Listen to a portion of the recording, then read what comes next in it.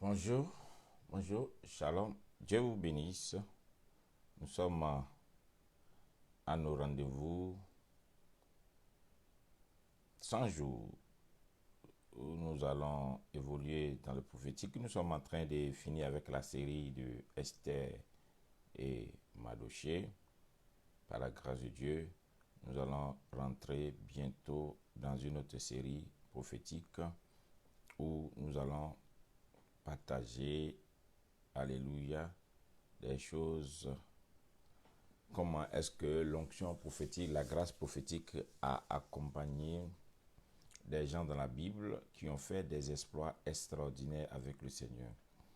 Aujourd'hui, nous allons parler de la position élevée de Mardochée. Nous allons parler de la position élevée de Mardochée. Et Dieu vous bénisse.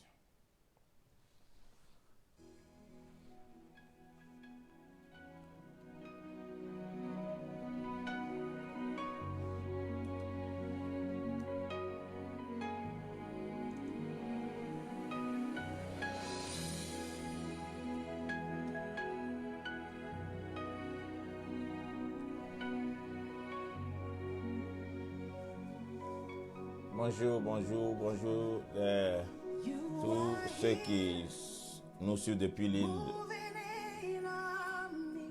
de la Réunion. Ok.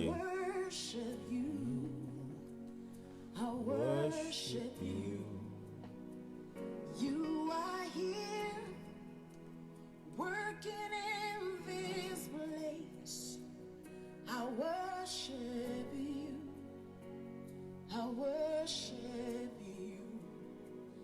You are here, moving in our midst. I worship you. I worship you. You are here, working in this place. I worship you. I worship you. Hey, Miracle worker, promise keeper, light in the darkness. my Lord, there is who you are. Waymaker, miracle worker. Promise keeper, light in the darkness. My Amen, amen, amen. Merci pour les prières. Nous allons parler aujourd'hui des décrets touching every heart. I worship you. I worship you. You are here, healing every heart. I worship you. I worship you. You are here, Alléluia. turning lives around. I worship you. I worship you. You are here, mending every heart. I worship you. I worship you. Bonjour, bonjour, bonjour. Soyez bénis. Miracle worker, promise keeper. Light in the darkness. That is who you are. Bonjour, bonjour, bonjour, bonjour. Waymaker, miracle worker, promise keeper. Light in the darkness. My Lord, that is who you are. Bonjour, bonjour, bonjour. Alléluia. You mend the broken heart. You're the answer to it all.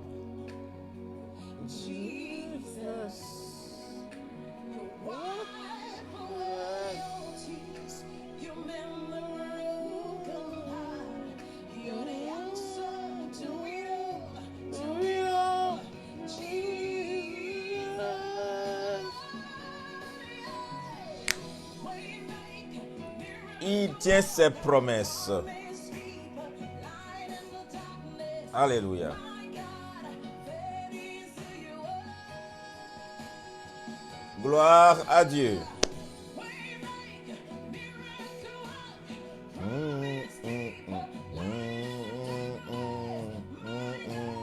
Wherever you are. Shalom, shalom, shalom, shalom, shalom, shalom. Soyez bénis, soyez bénis. Je vous vois tous, je vous salue, vous tous qui êtes là. Que la grâce de Dieu vous soit multipliée. À la fin, je vais vous saluer personnellement. À la fin, aujourd'hui, j'aurai l'occasion à la fin de saluer personnellement tous ceux qui sont connectés. Merci Seigneur, merci Seigneur. Oh, gloire à Dieu, gloire à Dieu, gloire à Dieu. Alléluia. Alléluia. Voilà, Snatch, tout le monde connaît. Ce Dieu-là est un Dieu fidèle. Nous sommes arrivés presque à la fin de l'histoire de Mardochée, Esther. Et cette histoire, si on doit prendre le temps de dépouiller le contenu prophétique de l'histoire d'Esther, de Mardochée, on ne pourra pas finir parce qu'il y a tellement de codes dans cette histoire. Mais j'ai pris les points les plus importants. Et je vous ai parlé de la collaboration entre deux personnes pour accomplir une mission divine.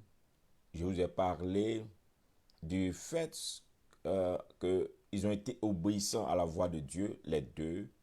Esther s'est soumise à son leader, son oncle, Mardochée, qui est le prophète.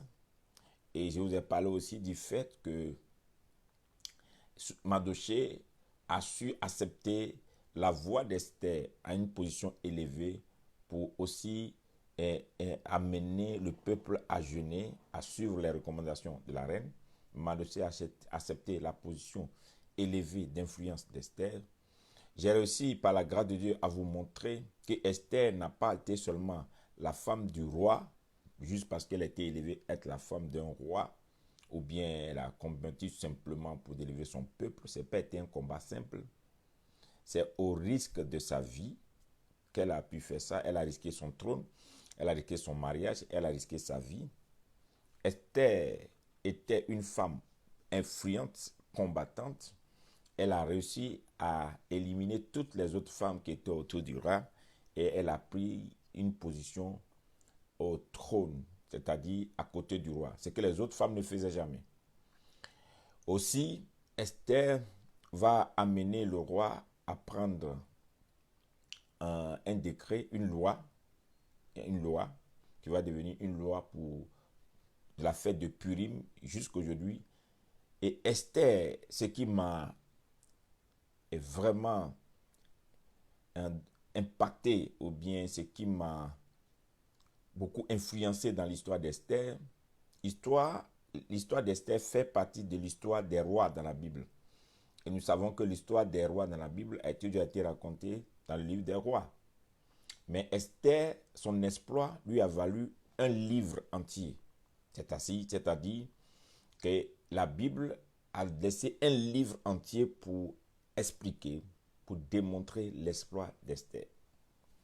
Dans le livre d'Esther, nous comprenons aussi la part puissante, influente que la femme, en tant que sexe féminin, comme les gens traitent, a une importance dans le royaume de Dieu, dans la Bible, dans les actions de Dieu, une manière de décourager les partisans de ceux qui croient que la femme ne doit pas prêcher, ne peut pas être utile dans la maison de Dieu, doit se taire. Je ne crois pas à cette formule, parce qu'avec le livre d'Esther, on découvre combien de fois Esther a été une femme courageuse qui a amené une délivrance à son peuple. Un complot de destruction massive où on devait détruire tout un peuple, et c'est Esther qui a su annuler cela. Donc la femme a une importance. La femme est capitale dans tout ce qui est annonce de l'évangile. Dans le livre d'Esther, nous avons réussi à comprendre que Dieu n'a rien fait en dehors de la femme. Et la femme est le tout de Dieu, comme j'ai l'habitude de dire. Donc quiconque méprise le ministère d'une femme est en train de mépriser la voix de Dieu. Dieu a tout commencé et il a tout fini par la femme. Et quiconque méprise le ministère de la femme, cette personne, en tout cas, est en retard sur les Écritures. Les Écritures l'ont démontré par A plus B qu'aujourd'hui encore, si nous voulons un réveil, un nouveau réveil dans cette décennie, dans ce siècle nouveau, il va falloir donner la place de la femme dans l'Église, dans le corps du Christ, dans les nations, dans l'impact des choses à venir. Il y a des places qu'aucun homme ne peut occuper pour amener un changement. Seules les femmes peuvent les occuper. Ça serait encourageant à tous ceux qui sont des leaders, des personnes élevées, de ne pas intimider, de ne pas écraser et de ne pas, des fois, étouffer la voix des femmes. Esther est une voix exceptionnelle. Et quand je vois l'histoire d'Esther, je peux comparer l'histoire d'Esther à cette femme de Dieu qui est partie en 1976, je crois, Catherine Coleman, qui a été la femme américaine qui a ouvert une grande porte sur le charismatique de ce siècle. Et cette femme, Dieu l'a tellement utilisée dans le mouvement de l'esprit qu'aujourd'hui, beaucoup d'hommes, comme vous voyez, les Benny Hinn, les Claudio Frison de l'Argentine et tout cela, et jusqu'en Afrique, on peut voir l'impact d'une manifestation du Saint-Esprit, de l'œuvre de l'Esprit et toutes ces choses. Du coup, Esther n'est pas un livre simple. Ne prenons pas Esther comme l'histoire d'une femme juste qui a marié un roi. Et je ne suis pas d'accord que le monde récupère le livre d'Esther et compare l'histoire d'Esther à l'histoire des Miss. Donc, les histoires de ces femmes qu'on sélectionne selon des concours pour dire que bon, c'est vous qui êtes et on confond ça à l'histoire d'Esther pour dire que Esther a été choisie Miss. Esther n'a jamais fait un concours de Miss. Il n'y a jamais eu concours de Miss dans la Bible. Non. Esther, le concours des Miss, c'est les gens qui vont se positionner pour dire qu'ils sont candidats, elles sont candidates pour un concours. Et puis les gens les sélectionnent et tu concours jusqu'à ce que si tu as gagné, on te donne quelque chose. Esther n'a jamais été candidate, que ça soit clair dans la tête de tous certains hommes de Dieu qui encouragent leurs fidèles à aller faire ces histoires de Miss. Et on dit que dans la Bible, il y a eu Miss. C'est faux. Il n'y a jamais eu Miss dans la Bible. La Bible a décrit dans le livre d'Esther que Esther a été prise par force. Esther a été saisie par force. Mardochée ne voulait même pas qu'elle parte. Elle a été saisie par force, par décret du roi et amenée là. Donc, ce n'est pas sa volonté qui l'a amenée là. Donc, c'était le décret du roi. Elle devait se soumettre. C'est ce qui l'a amenée là. Donc, il n'y a jamais eu concours de Miss. Et concours de Miss, on présente toutes les femmes en un jour. Et vous défilez et on vous choisit. Dans la Bible, il n'y a pas eu ça. On dit chaque fille avait son tour. Chaque fille avait son tour chez le roi. Chez le roi. Ce n'est pas les hommes qui sont alignés, des hommes impudiques qui sont alignés pour choisir des filles, pour aller faire des bêtises. Non. C'est un roi. Et toutes les femmes passent et il choisit. Il a choisi une femme parmi ses femmes. Donc ne confondez pas le livre d'Esther avec ces histoires d'impudicité dans les nations et mélangez l'église avec. Parce qu'aujourd'hui, on prie pour des gens pour dire que oui, il faut prier pour nos sœurs parce qu'elles vont devenir Miss. Ça ne rapporte rien dans la société.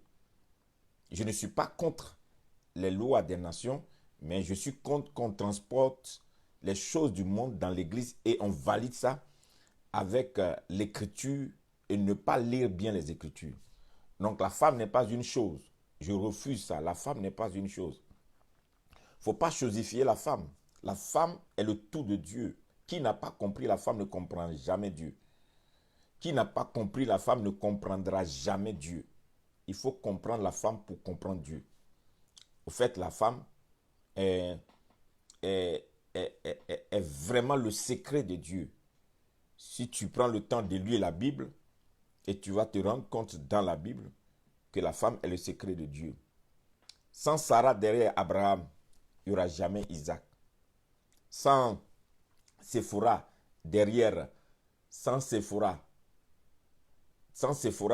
Moïse, il n'y aura jamais Moïse. jamais Moïse. Lisez votre Bible. Sans Rebecca derrière Jacob, il n'y aura jamais Isaac et Esaü.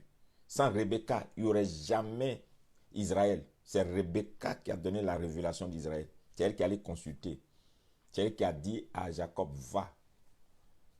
Voyez? Ainsi de suite. Lisez bien votre Bible. Même Jésus, qui est notre Seigneur, il a marché sur le modèle. Il a marché avec une femme, Marie de Magdala, qui était très fidèle. J'ai toujours dit, c'est Marie de Magdala qui a été la première à annoncer l'évangile. Ce n'est pas un homme, c'est Marie de Magdala. C'est elle qui a vu les anges. C'est elle qui a vu les anges. C'est elle qui a dit que l'ange a roulé la pierre. C'est elle qui a dit qu'il est ressuscité. Les autres étaient là. Donc, premier évangéliste dans l'histoire biblique, c'est une femme. Donc, arrêtez de prendre les femmes comme des êtres faibles qu'il faut protéger, qu'il faut prendre pour mettre dans une maison. Non, la soumission de la femme n'est pas une faiblesse. Au contraire, la soumission de la femme est une puissance. Parce que Dieu, quand il a créé la femme, il a dit, je te ferai une aide semblable. Donc, quelqu'un qui vient aider, c'est que la personne a les moyens. On ne peut pas aider si on n'a pas les moyens. Donc, par exemple, les États-Unis aident les nations. Parce que les États-Unis ont les moyens. Donc, c'est eux qui financent les plus grands projets qui sont les projets mondiaux. Si les États-Unis n'avaient pas les moyens, ils ne pouvaient pas financer. Donc, quand Dieu crée une femme et Dieu dit, tu seras aide de l'homme, ça veut dire que Dieu lui a donné les moyens de financer, les moyens de relever l'homme, les moyens de bâtir l'homme. Donc, refusez, vous qui avez écouté cette histoire sur Esther, refusez qu'on vous chosifie. Refusez, vous les femmes, que les gens vous mettent dans une position avec soumission. Là. La soumission ne veut pas, la soumission veut dire, sois derrière moi et rends-moi puissant. Sois derrière moi et rends-moi puissant. Quand une femme connaît sa position, c'est la femme qui fait l'homme. Dieu fait l'homme à travers la femme. Si vous lisez bien votre Bible dans le jardin d'Éden, Dieu n'a pas réveillé l'homme. Dieu l'a laissé dans son état. Pourquoi? Dieu voulait que l'homme sache que lui, le bon qui n'est pas dans sa vie, là, c'est venu par la femme. Il n'est pas bon que l'homme soit seul. Mais quand la femme vient, c'est dans la présence de la femme que l'homme se réveille. Donc Dieu voulait montrer à l'homme que si tu veux un réveil authentique, un réveil financier, un réveil économique, un réveil spirituel, un réveil matériel, un réveil à tous les niveaux, il faut que tu apprennes que sans la femme derrière toi, tu ne pourras rien faire. Donc, s'il n'y a pas une femme de qualité derrière toi, tu ne réussiras jamais. Rester derrière toi ne veut pas dire qu'elle te suit. Non. Rester derrière toi veut dire qu'elle te pousse. Il faut comprendre ça définitivement. Être en arrière ne veut pas dire qu'elle est une nounou, une bonne ou bien une chose que tu dois écraser, botter, taper matin, midi, soir et crier. Non. Elle est derrière toi, ça veut dire qu'elle te pousse. C'est une machine qui te pousse à avancer. Vous voyez? C'est très important que vous compreniez la capacité que la femme a, que Dieu investit dans la femme. La femme est le dépôt de l'onction. Le dépôt de l'onction. Regardez bien, c'est pourquoi l'Église est l'épouse du Christ. L'Église, je bâtirai mon Église et les séjours de moi ne proviendront point contre elle. Parce que la femme est le dépôt de l'onction. L'Église est l'épouse du Christ. C'est pour dire, est-ce que vous avez déjà vu Jésus marié? Non. Mais Jésus a épousé l'Église pour dire que c'est dans l'Église, c'est l'Église qui démontre le Christ. C'est par l'Église qu'on voit la puissance manifeste de Christ. Le règne de Christ se manifeste par l'Église. Donc Jésus veut dire, si tu as une bonne épouse, on te verra partout. Si tu as une bonne épouse, on parlera de toi partout. Donc la femme est le poids qui supporte l'homme dans toutes ses faiblesses. L'homme est né faible, c'est l'homme qui est faible. C'est l'homme qui chute matin, midi et soir. Il fallait une femme pour supporter l'homme faible. L'homme qui a des tendances qui ne sont pas de bonnes tendances, c'est la femme qui est derrière toi qui fait que tu te relèves. Sinon, les hommes tombent matin, midi, soir. Donc, la femme Elle est remplie de puissance, de pouvoir. Dieu l'a fait comme ça. Non, ne lisez pas l'histoire d'Esther comme une petite fille qui a été abusée par un roi et puis on l'a récompensée avec, la position de reine. Vous lisez mal. Comprenez que c'est une femme leader qui a été appelée par Dieu, que le destin a propulsé là-bas, mais elle a joué son rôle dans toutes les dimensions prophétiques, à tous les niveaux. Elle a su faire une collaboration avec Madoché, son oncle qui l'a formé, mais elle est restée dans une vie de prière. Elle a transformé le palais, transformé le roi, elle a transformé les lois en son temps auprès du roi. Elle a réussi à délivrer son peuple d'un massacre de tout le temps dans la Bible et elle a réussi à positionner les gens qui étaient des scribes en son temps, Madoché et Esdras. Ceux qui lisent bien la Bible, lisez Esdras, vous allez vous rendre compte qu'Esdras était déjà là au temps de Madoché et ce qui a préparé leur sortie plus tard. Donc, ne jouez pas avec une femme. Ceux qui voient une femme comme un instrument de plaisir, c'est le côté que le diable vous montre. Le diable vous montre que la femme est un instrument de plaisir. C'est faux. La femme est le tout de Dieu. C'est le dépôt de Dieu.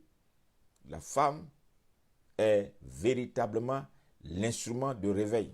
Si vous étudiez le réveil, donc si un pasteur vous dit que la femme n'a pas le droit de prêcher, éloignez-vous de ce pasteur, il est plus dangereux que le diable. Parce que Dieu s'est approché de Marie pour que Jésus nous soit donné. Dieu Tout-Puissant s'est approché de Marie, s'est investi en Marie pour que Marie engendre Jésus. Jésus n'est pas tombé du ciel comme un ange. Les anges apparaissent et ils disparaissent. Jésus pouvait apparaître et disparaître. Mais Dieu s'est investi en Jésus. Et Dieu s'est investi en Marie, qui est une femme, une petite fille même, qui n'avait même pas encore un âge adulte. Dieu a eu confiance et s'est investi. Et c'est cette femme-là qui nous a donné Jésus. Donc vous voyez, est-ce que Dieu s'est investi en un homme? Non. C'est en une femme. Vous comprenez? Il ne faut pas jouer avec ça. Donc quand un pasteur te dit, la femme doit se taire, elle ne doit pas parler, ce pasteur est dangereux. Fuyez-le. Dans ce siècle-là, fuyez ces gens de pasteurs. Ils ne sont pas bons. Ils sont dangereux. Et c'est pourquoi vous allez vous rendre compte que partout où il y a un bon ministère, il y a toujours des grandes dames, des grandes femmes autour. Et si vous allez rendre compte, Jésus-Christ, quand il avait son ministère était, le secret de son ministère était basé sur, sur les femmes dignitaires qui l'entouraient. C'est pourquoi Jésus ne s'occupait pas de la bourse. Et Judas volait l'argent parce qu'il y avait des grandes femmes. Lisez bien votre Bible. On a dit des femmes dignitaires entouraient Jésus. C'est ça qui faisait la qualité de son ministère. La qualité de ton ministère dépend de la qualité des dames nobles qui sont autour de toi. Elles sont la sécurité du ministère, de l'appel. Et vous n'allez jamais voir un grand ministère qui n'est pas entouré de certaines qualités de femmes. Je ne parle pas des jeunes filles, des petites filles qui viennent pour voir les yeux du pasteur. Non, je parle des femmes qu'elles sont là pour la chose de Dieu. Il ne peut pas avoir réveil, c'est impossible. Lisez bien votre Bible. Il ne peut pas avoir réveil sans que les femmes soient à leur place. Donc remettez les femmes à leur place. Vous verrez le salut des nations. Vous verrez l'histoire des nations se manifester. Et il faut faire très attention. L'homme a été formé de la poussière. Dieu n'a jamais formé la femme de la poussière. Lisez votre Bible. L'homme a été formé de la poussière. Dieu n'a jamais formé la femme de la poussière. Il a formé de l'os. Et l'os est le dépôt de l'onction. La parole est une épée à double tranchant qui transperce les moelles, les jointures. Donc ça veut dire le dépôt de l'onction qui est dans la parole se repose dans les jointures, dans les moelles. L'onction dans les os ne meurt jamais. Mais quand on enterre quelqu'un, sa chair meurt. Mais ses os ne meurent jamais. C'est pourquoi on peut trouver les os de 2000 ans de quelqu'un. Donc, c'est pourquoi les ossements d'Élisée ont ressuscité un cadavre. S'il n'y avait pas l'onction dedans, le cadavre n'allait pas ressusciter. Donc, ça veut dire que malgré qu'ils ont enterré Élisée, quelles que soient les années, l'onction était encore dans les eaux. Et c'est pourquoi le cadavre est debout. Donc ça veut dire que la femme qui a été fabriquée par les eaux, cette femme-là, formée par les eaux, cette femme-là est le dépôt de l'onction. La femme est le dépôt de l'onction. Donc ne prenez pas ça, ne jouez pas avec ça. J'ai voulu vraiment faire le point sur ça, c'est important pour moi, pour que les femmes même se réveillent, pour que tous ceux qui écoutent souvent mes messages, ils prennent le courage d'honorer, de respecter, de positionner les femmes. Ne prenez pas les femmes comme des pièces faibles. Ne jouez pas avec ça. Priez pour les femmes, honorez, positionnez-les, donnez-leur la possibilité de s'exprimer. Vous allez voir, Dieu fait des choses extraordinaires autour de vous. Vous allez voir Dieu faire des choses extraordinaires autour de vous. Vous n'allez jamais voir un grand roi qui n'a pas une grande femme. Un grand roi, toujours a une grande femme. Si vous voyez quelqu'un qui est en train d'échouer dans sa vie, regardez quelle est la femme qui est derrière lui. Si vous voyez quelqu'un qui est en train de réussir dans la vie, regardez qui est la femme qui est derrière lui. Ton échec comme ta réussite dépend de la qualité de femme qui est derrière toi. Donc, prenez ça, s'il vous plaît. Acceptez. C'est ce que la Bible a dit. N'écoutez pas les histoires de théologie que les gens vous racontent là. Une femme, si tu m'as écouté, prends position, relève-toi vite et sois peut-être le Esther ou bien le truc de ta vie. Lève-toi maintenant, ne te laisse pas mépriser. Donc aujourd'hui, je parle du décret du roi contre le décret divin. Donc, qu'est-ce qui s'est passé dans la Bible? Esther devait réussir à annuler un décret. Et Mardochée a été informé d'un décret qui a été donné par le roi. Et Mardochée a informé Esther de ce décret. Mais la Bible nous dit que ce décret est irrévocable. Le roi ne devait plus revenir sur le décret. Je vous ai déjà démontré que ce décret était un décret que Haman, le méchant, avait fomenté. C'est le méchant qui avait écrit ce décret. Le roi a signé le décret, mais il ne savait pas les motivations de ce décret.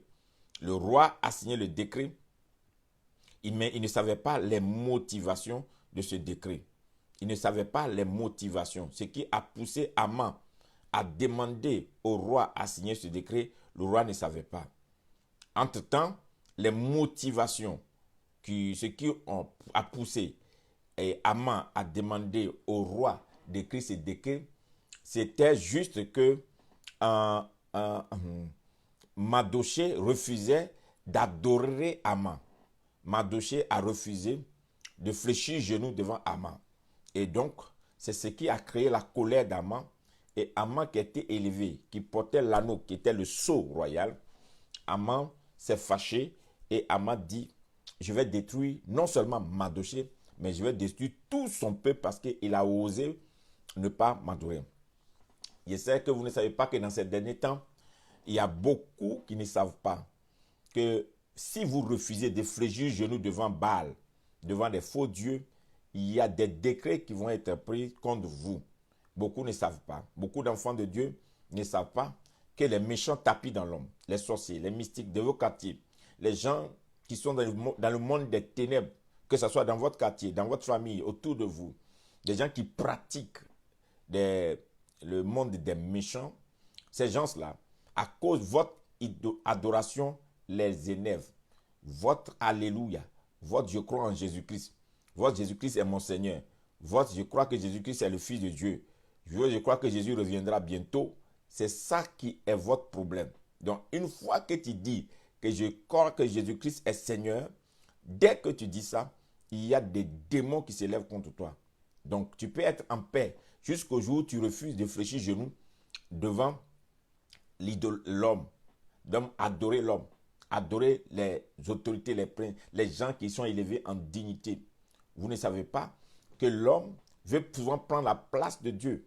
Donc, il y a des gens qui ont envie de prendre la place de Dieu dans votre vie. Les gens élevés dans votre famille, les gens élevés dans vos quartiers, les gens élevés autour de vous, et vous diront, si tu fais ce que je veux, je t'aiderai.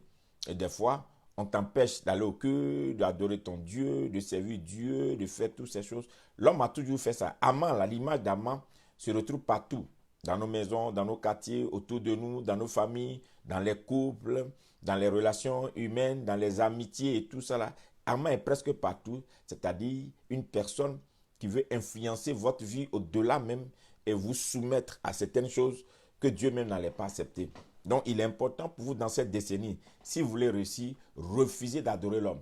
Refusez qu'une personne, une race humaine prenne la place de Dieu dans votre vie. Non. Ne servez pas Dieu après un homme. Ne servez, quand on dit homme, c'est grand H. Après ta tante, après ta cousine, après ta nièce, après ta maman, après ta grand-mère, après tant, pour dire que non, après ton mari, après ta femme. C'est-à-dire que non, comme c'est ma femme légale, comme c'est mon mari légal, donc ce qu'il va dire là, je vais faire. Non, si ce qu'il dit est contre ton adoration, lève ta tête. Si ce qu'il dit est contre l'adoration de Christ que tu as choisi, l'adoration, ici ce qu'elle dit n'a rien à voir avec positionne-toi parce que c'est en train de pratiquer l'idolâtrie. C'est en train de pratiquer l'idolâtrie. L'idolâtrie, c'est adorer un autre Dieu. Donc, l'argent ne doit pas être ton Dieu. Si tu cherches plus l'argent que Dieu, tu fais de l'idolâtrie. Tu aimes plus ton travail que Dieu, tu fais de l'idolâtrie. Il faut que Dieu soit le premier dans ta vie. Donc, c'était l'idolâtrie qui était le problème. Aman voulait que Mardochée l'adore et Mardochée a refusé. Donc, toutefois que tu refuses d'adorer ou bien de te soumettre à certaines choses, il y a des persécutions qui vont venir sur ta vie. Donc, tu dois bien lire l'histoire d'Esther et de Mardochée pour comprendre. Donc, c'est l'origine du décret. Maintenant, qu'est-ce qu'un décret? Il faut comprendre le décret pour comprendre ce qu'est un décret divin. Le décret, selon le dictionnaire français, puisque nous parlons la langue française, le décret est la décision écrite émanant du pouvoir exécutif. Donc, le décret est la décision d'une puissance supérieure.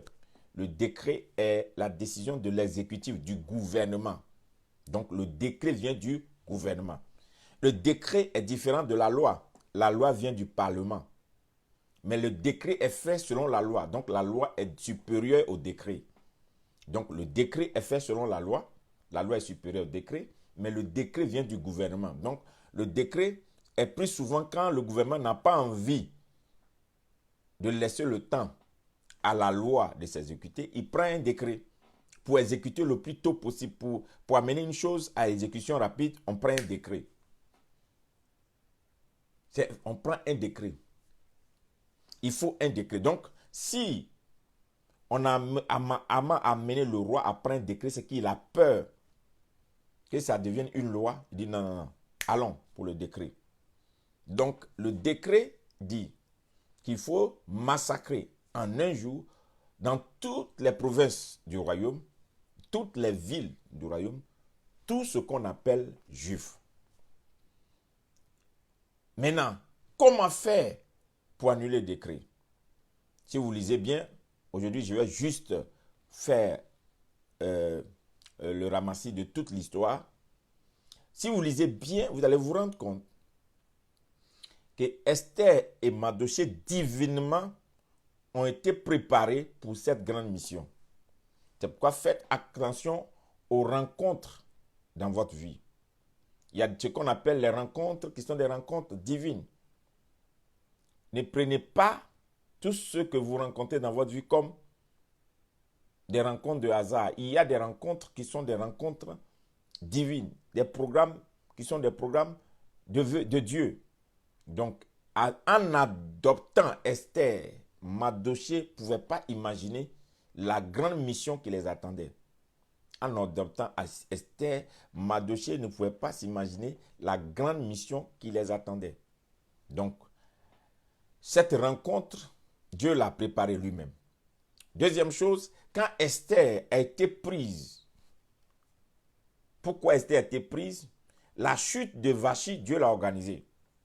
Dieu, c'est un grand cinéaste. Ceux qui ne comprennent pas et qui lisent souvent des versets pour expliquer Dieu, Dieu est un grand cinéaste. C'est-à-dire, il est derrière la scène et il joue, il met les acteurs. Tu es comme un acteur. Si Dieu veut fabriquer une histoire, tu es acteur ou bien actrice et c'est lui qui bouge les choses. Il crée les scènes et il te les donne. Et toi, tu n'es qu'une personne qui exécute les scènes de Dieu. C'est là la souveraineté de Dieu. La souveraineté de Dieu lui donne le pouvoir de faire de toi ce qu'il veut.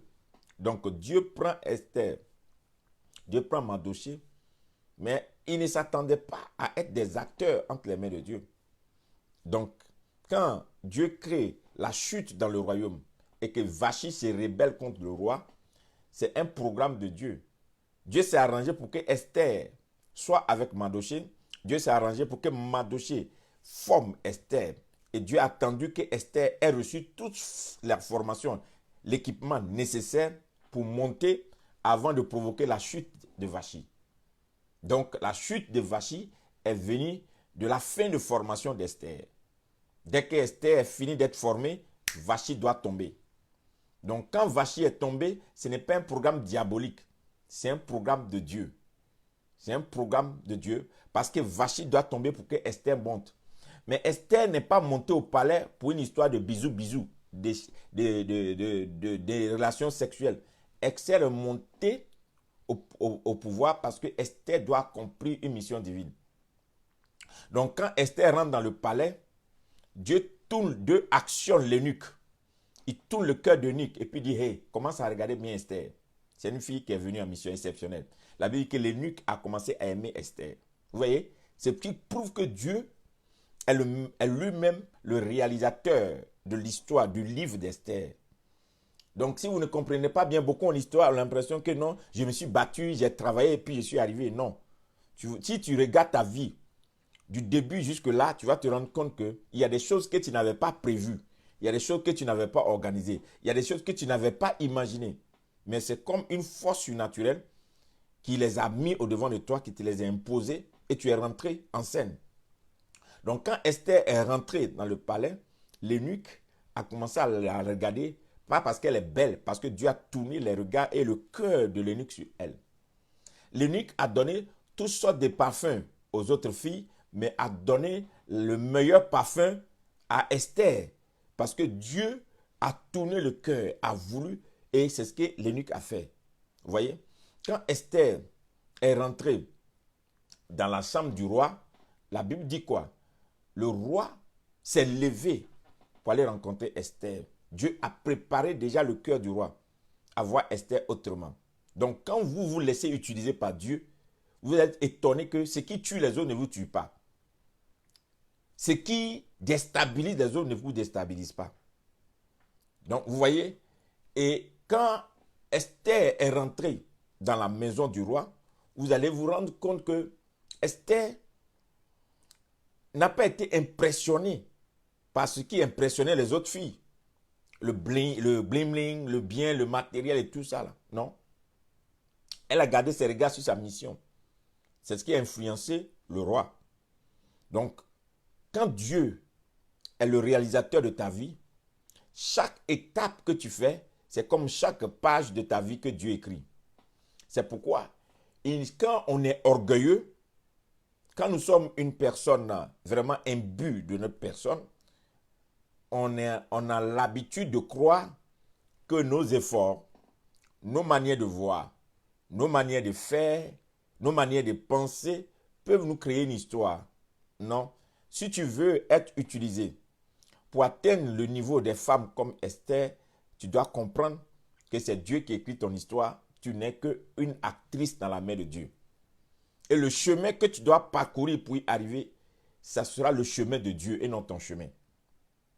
Les gens que tu vas rencontrer sur ton chemin ne seront pas des gens que tu aurais choisis, mais c'est des gens que Dieu t'aurait imposés. Les saisons et les étapes qui vont t'arriver ne sont pas des étapes que tu as prévues, mais ce sont les étapes que Dieu a organisées dans ta vie. Un jour que je lisais ma Bible, et le Saint-Esprit m'a fait une grâce, il me donne d'avoir une interprétation prophétique des choses souvent. Je lisais ma Bible et puis le Saint-Esprit me dit, écoute, fils, je vais te montrer quelque chose. Il me ramène dans l'histoire d'Abraham. Et il me ramène dans l'histoire d'Abraham et de Agar. Et puis il me dit, dis-moi, quand Abraham a couché avec Agar pour faire Ismaël, c'est un péché? J'ai dit oui. Pourquoi il n'est pas fidèle? Il il ne devait pas accepter. Et j'ai dit, mais il nous a créé un problème jusqu'à aujourd'hui. Il dit, ah bon? Ok, le Saint-Esprit me dit, il me retourne dans l'histoire de Joseph. Il dit, mais relis ici. Quand Joseph était dans le puits, qui est venu faire sortir Joseph du puits? J'ai lu une version qui me dit, les Ismaélites, les commerçants. Ah bon? Et il me dit, tu vois, il y a des choses que vous ne pouvez pas comprendre parce que vous êtes humain, vous êtes limité. Mais il y a des choses que moi, l'Éternel, je vois sur 1000 ans, que vous ne pouvez pas voir sur 50, 10 ans. Ce que vous ne pouvez pas lire sur 1000 ans, moi, l'Éternel, je lis ça. Et donc, c'est la fin qui compte. Mais vous, vous regardez le départ. Mais moi, je vois déjà la fin. Mais vous ne voyez pas la fin. Vous jugez selon le départ. Mais moi, je juge selon la fin. C'est pourquoi j'ai dit, la fin de toute chose vaut mieux que son commencement. Et il me dit, si Ismaël n'existait pas, qui allait sortir Joseph du puits? Point d'interrogation. Waouh! J'étais troublé. Il m'a dit, si Ismaël n'était pas un grand commerçant, un riche commerçant, où on allait vendre Joseph? C'est Ismaël, les Ismaélites qui étaient des grands commerçants qui connaissaient Potiphar. Donc Potiphar n'était pas n'importe qui en Égypte. Donc c'était les relations des Ismaélites qui ont vendu Joseph là. C'est parce que Joseph a été vendu chez Potiphar qu'on l'a mis dans la prison du roi. Si Joseph a été vendu chez un commerçant, n'importe quel commerçant de la rue, il allait faire prospérer effectivement le commerçant de la rue, mais il n'allait jamais arriver dans la prison du roi pour un jour voir les chassiers du roi pour qu'il arrive au royaume. Non. Donc il y a des fois des choses que Dieu classe dans notre vie. Nous devons faire attention parce que notre lecture du présent n'est pas la lecture de Dieu du futur. Il faut faire attention. Si vous avez une mauvaise lecture de votre vie, vous allez chercher à ce que votre vie rime selon la moralité, selon la... Je n'ai rien contre la moralité, selon le bien-être, selon le système social, selon le présent, selon la vie d'aujourd'hui. Mais vous ne savez pas ce qui peut arriver d'ici 50 ans, d'ici un siècle, d'ici 200 ans. Comme vous ne lisez pas le futur, il faut faire attention. Ne condamnez pas, n'accusez pas. Certaines choses qui vous sont arrivées, dans tout ce qui vous arrive, dès que vous êtes un enfant de Dieu, même ce que vous voyez comme mauvais, il se trouve toujours qu'il y a l'empreinte de Dieu. Il se trouve quelque part la marque de Dieu. Il n'y a rien qui peut arriver à un enfant aimé, choisi de Dieu, que Dieu n'a pas organisé. Il dit, j'organise les ténèbres, c'est moi encore qui organise la lumière. J'organise les combats et je donne encore la victoire. Lisez bien votre Bible. Donc il dit, tout concourt au bien de ceux qui aiment Dieu. Quand il dit tout, c'est tout, même la maladie. Il y a des gens aujourd'hui qui prêchent la guérison, les miracles. Dieu les a fait passer par presque la mort pour qu'ils comprennent la puissance de la guérison. Il y a des gens aujourd'hui, comme nous autres, c'est la souffrance. C'est souvent des choses qui nous sont arrivées. C'est par ces choses que Dieu a forgé notre caractère, notre esprit. Des gens qui peuvent tenir. Donc, aujourd'hui, ce qui effraie peut-être, ce qui fait peur peut-être à un autre, ne pourra pas nous faire peur parce qu'on est déjà passé dans des choses. Voilà. Je ne fais pas partie des races des pasteurs que tu peux prendre pour dire que comme il a fait ça, comme il a fait ça. Non. Il y a des choses que nous avons traversées que Dieu a forgé notre esprit pour dire je suis avec toi. Qui fait qu'aujourd'hui, tu peux avoir un esprit. La Bible, c'est autre chose. La marche avec Dieu, c'est autre chose. Donc ton histoire est forgée selon la pensée de Dieu. Donc il ne faut pas tout accuser dans ta vie. Bénis Dieu en toutes choses, en toutes situations. Élève Dieu en tout. Donne gloire à Dieu pour tout ce qui t'arrive, de bon comme de mauvais. Parce que dans tout, Dieu s'organise. C'est une continuité. Les pages de ta vie ne vont pas se ressembler. Les semaines de ta vie ne vont pas se ressembler. Les années de ta vie ne vont pas se ressembler. C'est pourquoi il faut souvent relire la page de ton histoire. Retourne dans ton passé pour mieux comprendre ton futur. De temps en temps, relis ton passé, regarde-toi, révise ta vie, retourne en arrière et regarde le chemin que Dieu a parcouru avec toi avant de t'inquiéter, de pleurer pour aujourd'hui. Si tu ne fais pas ça, il y a des choses qui vont arriver dans ta vie que tu vas accuser, qui sont des choses importantes pour ton demain, pour ton futur. Voyez, ce que tu n'as pas vaincu aujourd'hui, ce que tu n'as pas dominé, il finira par te tuer demain. C'est pourquoi Dieu permet qu'à un certain moment, tu te retrouves devant des situations qui sont comme des situations de danger, mais qui sont au contraire des situations de formation. Dieu n'envoie jamais une personne qui n'a pas bien formé. Et la formation, ce n'est pas à l'école. La meilleure formation, c'est la formation à l'école de l'esprit. L'école de l'esprit, pour les enfants de Dieu, c'est l'école de la vie. Dieu te jette et puis te regarde. Comme l'aigle qui engendre ses petits et qui prend ses petits, qui les lance pour apprendre à s'envoler. Et quand les aiglons sont en train de s'envoler, l'aigle se rebat et il attend. Quand les aiglons sont en train de plonger, il revient, il les récupère encore. Il monte encore, il les lance encore. Jusqu'à ce que l'aigle maîtrise l'air. Et il dit, bon, maintenant je peux te laisser. Toi seul tu peux partir parce que maintenant tu maîtrises l'air. Vous voyez, l'autre dimension de l'aigle, c'est que l'aigle attend les saisons de crise. Quand les tempêtes sont fortes, quand le vent est fort, l'aigle ne fournit pas d'effort. Il déploie seulement ses ailes et la tempête qui fait peur en bas, qui trouble en bas, qui dérange le monde humain, la tempête arrange l'aigle. Il rentre dans la tempête, il déploie ses ailes et la tempête le conduit. Vous voyez, quand tu es formé, tout ce qui ressemble à crise devient pour toi une révélation. Vous voyez, aujourd'hui, tous les enfants de Dieu sont en alerte. Beaucoup pleurent, beaucoup de chrétiens se plaignent. Ils crient partout. Comment on va devenir? La crise. Les gens ont changé leur prédication. Après, on dit Covid-19, d'autres disent Corona temps, chacun est troublé. Mais si tu es vraiment l'aigle, tu comprends une chose. Cette crise est venue pour révéler les fils de Dieu. Cette crise est venue pour positionner le nom de Jésus. Regardez autour de vous tout ce qui se passe. Toutes les nations sont à genoux dans les rues, en train de crier au secours, Jésus, Jésus, Jésus. Quand tu as les yeux, puis tu regardes, tu dis que la crise qui est venue là, parle plus de Dieu que tout.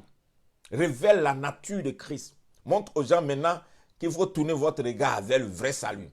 Avant, ils s'étaient confiés dans leur système sanitaire. Ils se sont confiés dans la science. Ils se sont confiés dans leur organisation. Ils se sont confiés en tout leur gouvernement. Ils ont compris aujourd'hui. Il faut qu'ils aient un peu la crainte de Dieu. Donc vous voyez, quand tu es un enfant de Dieu, tu comprends. Donc la crise qui s'est passée dans le palais était une crise qui allait révéler Esther. Quand la crise a révélé Esther, qu'Esther est rentrée dans le palais, Esther n'est pas contentée seulement d'adorer son mari. Esther n'a pas adoré son mari. Regardez Esther. Quand on est venu lui dire qu'il y a une loi qui a été prise par son mari, un décret qui a été pris par son mari, la Bible dit que Esther est rentrée dans un jeûne de 3 jours. Sans manger, sans boire, elle a ordonné à tout le peuple de jeûner et toute sa maison a jeûné avec elle. Ça veut dire que Esther a converti tous les gens qui étaient chez elle. Vous voyez la capacité qu'Esther transportait. Esther avait une intimité tellement profonde avec Dieu qu'elle savait qu'elle était en mission. Une femme qui sait qu'elle est en mission, elle ne pleure pas, elle prie. Une femme qui sait qu'elle est en mission, elle ne se lamente pas, elle prie. Esther n'est pas allée pleurer devant le roi. Esther n'est pas allée se mettre à genoux en même temps devant le roi pour dire, roi, tu es mon mari. Voici, je suis là pour toi. Voici mon corps. Non, Esther a mis ses genoux. Esther est rentrée dans la présence de Dieu. Esther a pleuré devant Dieu avant d'aller devant son mari. Vous voyez? Vous voyez une femme d'une grande qualité. Et la Bible dit plus tard que quand Esther a été élevée et que Esther a organisé complot contre complot, Haman a organisé un complot contre la race d'Esther. Mais regardez, là où c'est puissant, c'est que Mardochée a dit à Esther, reste discrète, ne parle pas de ton origine. Donc si Haman avait su que Esther était juive, certainement que Haman allait chercher le roi, changer la loi. Que Haman allait dit au roi de ne jamais garder Esther, puisque déjà, il avait quelque chose contre les Juifs. Puisque Haman était élevé, il était le conseiller principal, comme le premier ministre du roi. Mais le fait que Esther restait discrète, ça a permis à Haman de ne pas déceler ce qui est caché en Esther. Si vous n'avez pas la discrétion dans votre vie, si vous ne vivez pas une vie de discrétion, les femmes qui aiment s'exposer, vous voulez qu'on connaisse tout de vous. On ne me voit pas. Une femme qui se plaint trop, on ne me voit pas. On ne sait pas qui je suis, elle est dangereuse. Une femme qui pleure tous les matins, moi-même on ne voit pas, on ne sait pas qui je suis. L'honneur vient en son temps, la gloire vient en son sang. C'est une femme qui poursuit l'honneur, tu es né déjà dans l'honneur. Il faut voir la mission, c'est la mission qui te donne l'honneur. Quand tu aurais accompli ce pourquoi tu es né, tu vas voir que l'honneur est à côté. L'honneur est à côté. Et la femme, Esther, n'a pas pleuré. Esther allait en genoux. Esther allait pleurer devant la face de Dieu. Et Dieu s'est révélé à Esther. Quand Esther s'est levée, elle a porté son manteau royal. Elle allait, s'il faut que je meure, je dois mourir. Regardez comment une femme marche comme ça. Si je dois mourir, il faut que je meure. C'est ce qu'il dit aux hommes là. Vous les femmes, que vous laissez vos hommes, vous faites comme les choses, non, tu n'es rien. Non, c'est faux. Hein. C'est faux. Regardez bien. C'est une femme qui se lève et dit, tu ne vas pas toucher à mon mari. Tu n'auras pas mon mari. Quand une femme se lève, lisez bien. Dieu s'est levé pour tuer Moïse qu'il a appelé la nuit. La Bible dit que Dieu l'attaqua pour le faire mourir. La même nuit là, Séphora s'est levé, a coupé le prépuce de son fils pour mettre entre eux. Il dit, hey Dieu, tu ne peux pas tuer ça, c'est mon mari, c'est un mari de sang, c'est un mari d'alliance. Où elle a pris ça? Séphora s'est mis entre Dieu et son mari pour dire, Dieu, je ne te laisserai pas. Vous voyez? Quand Esther s'est levée, elle s'est mise entre le roi, le trône et Haman. Elle dit, monsieur le roi, tu es mon mari, hein? Ce n'est pas mon tour. Mais si je dois mourir, que je meure. Mais je ne laisserai pas ces choses-là s'accomplir. Quand vous avez une femme de qualité, une femme qui n'est pas une pleurnicharde, qu'une femme qui sait ce qu'elle détient, ce qu'elle a, une femme qui sait qu'elle est là pour la défense d'une mission, pour protéger un homme, pour protéger une histoire, pour protéger une famille, pour être la lionne. Regardez entre le lion et la lionne. Vous ne savez pas, beaucoup ne savent pas que le lion le lion ne chasse pas. Regardez bien. Lisez l'histoire du lion. C'est la lionne. C'est elle souvent qui saute. Le lion vient seulement pour manger. Regardez bien l'histoire des lions. La lionne. Une femme est la lionne. On dit le lion est le roi de la forêt. Mais regardez souvent, c'est la lionne qui fait tout le travail. Regardez bien. On dit le lion est le roi de la forêt. Hein, mais regardez, c'est la lionne qui fait tout le travail. C'est la lionne qui fait tout le travail. Donc, Esther s'est mise. Elle dit, jamais, ça n'arrivera. Elle s'est levée. Vous voyez, elle a su se laisser conduire par Dieu. Elle s'en foutait de ce qu'elle allait perdre. Il y a beaucoup de femmes aujourd'hui. Quand elle va voir l'honneur, l'argent, tout ce que son mari lui donne, elle s'en fout. Monsieur là, il est en train de faire des bêtises. Oh. Il est en train d'entrer dans des sectes, des trucs bizarres, il fait des pratiques. Elle est au courant. Hein. Mais elle dit non, mon mari n'est pas dans ça. Parce qu'on lui donne l'argent. Au lieu de se mettre à genoux pour pleurer pour le salut de son mari, la transformation de la vie des hommes, pour le changement, non. Elle se contente de prendre les pièces. Non, il faut se lever. Comme Esther, c'est une vraie combattante. Donc, c'est Esther, je suis en train d'arriver, c'est Esther qui va amener le changement. La nomination de Mardochée est venue de la position d'Esther. Donc, quand Esther a pris cette position, quand Esther a pris la position, et Esther a dit, le roi, si j'ai trouvé grâce à tes yeux, viens chez moi. Vous connaissez, on a déjà parlé de ça. Il fallait trouver quelqu'un élevé pour changer ce que Mardochée écrit. Ce que Haman écrit. Haman écrit un décret. Et le décret étant exécutif, le décret est irrévocable. On ne peut pas révoquer un décret. C'est-à-dire, le décret ne fait pas de marche arrière. Ça doit courir. Donc, Mardochée est mort. Le décret est irrévocable. Donc, Mardochée, Haman est mort, mais le décret n'est pas mort. Je reviens dessus. Haman est mort, mais le décret n'est pas mort. Puisque le décret du roi est irrévocable. Haman est mort, mais le décret n'est pas mort. Beaucoup de personnes se contentent de la mort de les méchants. Le méchant est mort, mais il faut annuler son décret. Si tu n'as pas annulé le décret du méchant et que tu te contentes de sa mort, le décret va te tuer. Et beaucoup ont prié pour la mort du méchant. Tu ne laisseras point vivre la sorcière. Oui, oh, il est tombé. Le sorcier est tombé. Oh, la sorcière est tombée. Oh, le méchant est tombé. Mais ils ont oublié que ce méchant a laissé des décrets. Et que c'est le décret qui travaille pour eux. Donc, Haman est mort, mais le décret court. Et comme le décret court, et que le décret doit s'accomplir, il faut trouver quelqu'un qui va annuler le décret. Et tu ne peux pas annuler un décret si tu n'as pas pris la position élevée qui te donne le droit d'écrire un autre décret. Donc, on ne peut pas annuler un décret par la loi parce que le décret est fait selon la loi. Donc, il faut forcément un autre décret. On n'annule pas un décret par la prière.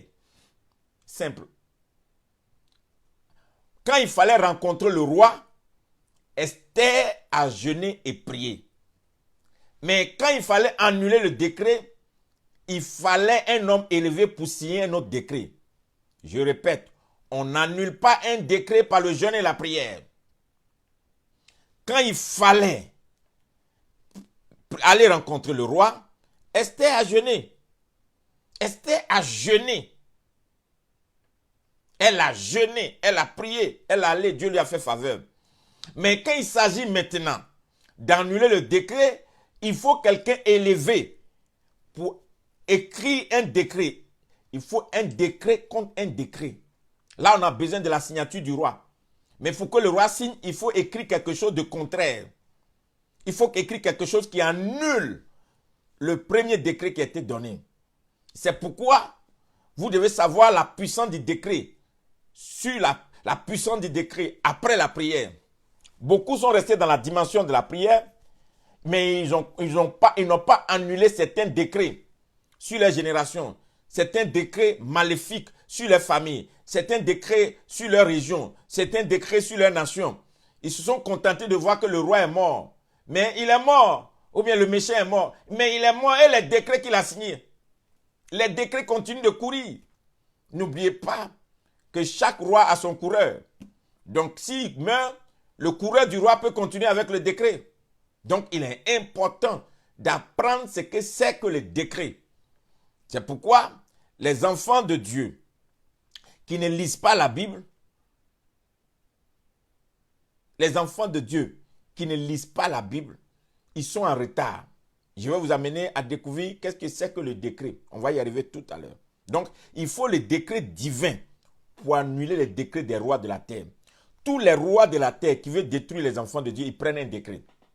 Regardez bien, au temps de Daniel, la Bible dit que le roi a élevé Daniel. Il lui a donné, il a pensé dans sa tête. Il a eu dans sa pensée de mettre Daniel au-dessus des satrapes. Il n'avait même pas encore élevé Daniel. Dans Daniel 6, il n'avait pas encore élevé Daniel. La Bible dit que les satrapes qui étaient des magiciens, quand ils ont su que Daniel allait être élevé, ils ont monté un complot contre Daniel et ils ont amené le roi à écrire un décret. En réfléchissant, ils se sont dit, qu'est-ce qui peut nous amener à accuser Daniel si ce n'est que dans les affaires de son Dieu? Si ce n'est que dans les affaires de Dieu. Donc ils ont poussé le roi à écrire un décret. Et le décret dit, désormais, quiconque va adorer un autre Dieu en dehors de la statue du roi, va le jeter dans la fosse au lion. C'était dit, c'est à cause de Daniel qu'ils ont amené le roi à écrire ce décret.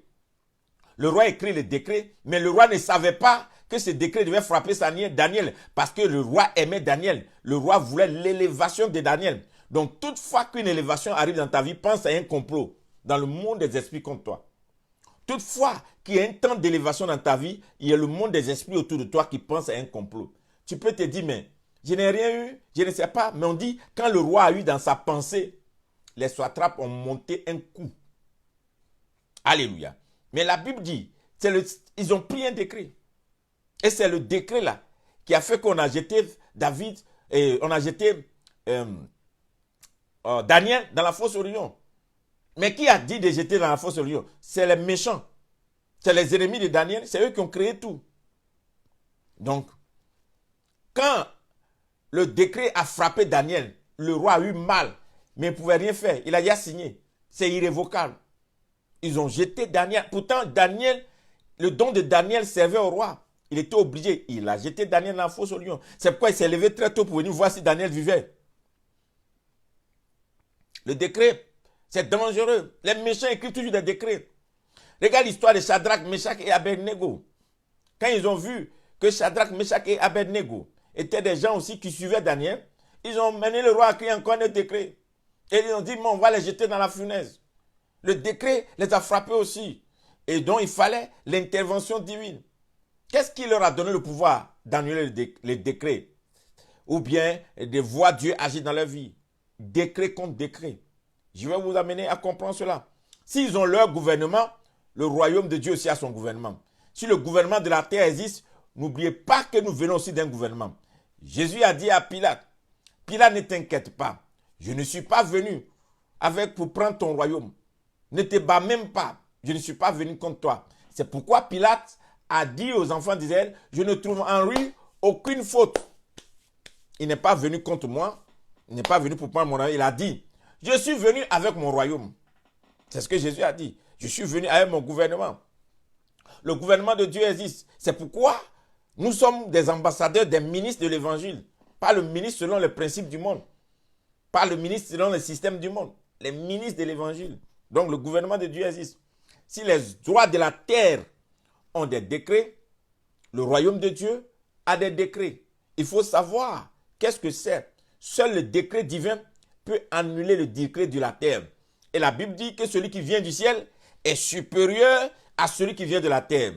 Donc le décret qui vient du ciel est supérieur au décret qui vient de la terre. Donc il faut comprendre qu'un décret du ciel est supérieur à un décret de la terre. Donc le décret de la terre est effrayant et effroyable. Mais le décret qui vient du ciel est supérieur, a plus de valeur que le décret qui vient de la terre. Si tu l'as compris, tu vas te rendre compte, alléluia, que c'est parce que je suis ignorant de certaines choses que certaines paroles, certaines actions des méchants m'effraient. Parce que je ne sais pas que le décret du ciel a plus de valeur que le décret de la terre. Donc, le décret est irrévocable. Mets ça dans ta tête. Ne pense pas que quand Haman est mort, le décret ne court pas son...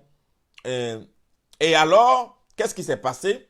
La Bible dit que le roi va dire, pour faire plaisir à Esther, puisque c'est Esther qui a rapporté au roi que Mardochée est son cousin. Mardochée n'a pas été élevé parce que Mardochée est prophète. L'élévation de Mardochée dépendait de la position d'Esther.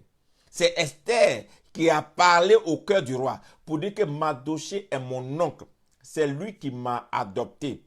Quand Mardochée a déjoué le coup du roi, le roi l'a fait promener sur un cheval par Haman. Point. C'était sa récompense. On ne lui a pas donné une position dans le royaume.